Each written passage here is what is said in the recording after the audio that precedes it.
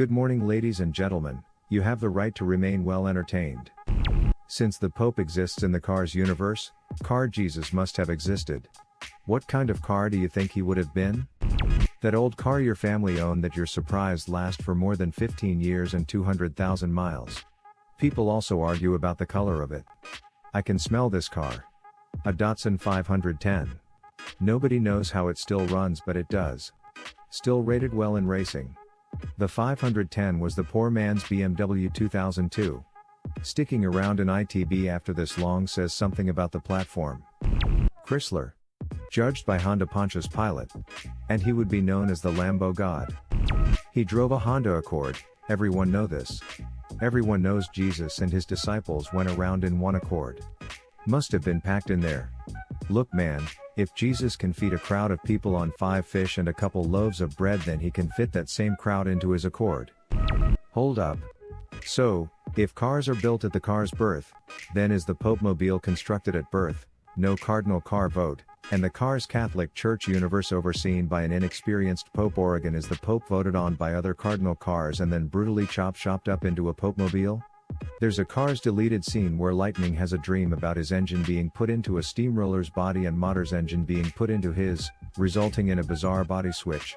Perhaps this is not so much dream logic as a real-world procedure. So is the engine of a car their brain? There's a hole in each wheel, but they're not flat. Can also drive on water, and turn water into petrol. The US government would like to know the location of this vehicle. I've heard he's been in a cave in the Middle East for 3 days. A beat-up old tractor with a mismatched colored door and rust all over the bumper.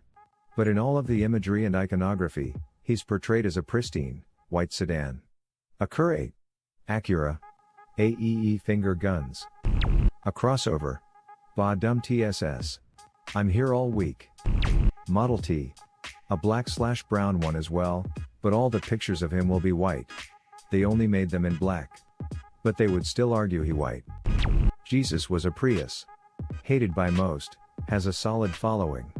Those with money only use it to their advantage until they can get something better. Except I imagine Jesus was a good driver, and everyone knows that Prius owners are all exceptionally horrible drivers. The worst for sure. But the car itself is a good car. Great handling, excellent gas mileage. In a way, if Jesus is the car, Sunday Christians are the drivers. Jesus's lessons are excellent. But then you look at the followers. Some great, but the bad ones make the whole bunch seem terrible and then bring down the image of the faith. El Camino. Stay with me here. Son of a carpenter. What would a carpenter drive? A truck. The Son, smaller truck. Widely misunderstood and railed against by the powers that be of the time, but have a devoted following to this day. Google Translate tells me that El Camino translates to the way. Jesus said, I am the way, the truth, and the life. He's already told you he's an El Camino. I laughed as soon as I read El Camino, but having read the rest of your comment it turns out you're entirely right, so I guess I owe you an apology. I'm truly sorry for my early judgment and I fully accept that Cars universe Jesus is an El Camino. Nazi, this certainly is the car of the King of Kings.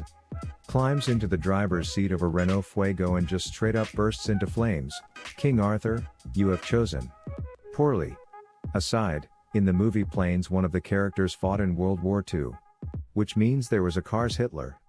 Volkswagen, obviously. In all honesty, probably a pickup truck. Not too fancy or showy, but perfectly functional. His life was devoted to teaching and helping others, so it's the perfect vehicle to do so. He was also a carpenter, so pretty blue collar. A pickup truck would have been a good fit. 1983 Toyota Tercel. Will seemingly die on a Friday, after you've arrived safely home, but will inexplicably start again on Monday, so you can drive to work. Can confirm. Strangely immortal car, that one. My friend has one that's still running in 2020.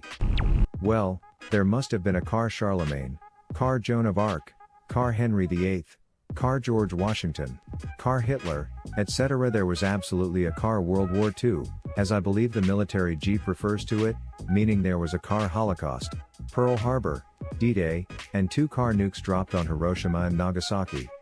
Given the VW minibus's mannerisms as well, it could be reasoned that there was also a car Vietnam War, as well as a car counterculture that arose from it. Were the nukes sentient? Were the nukes sentient?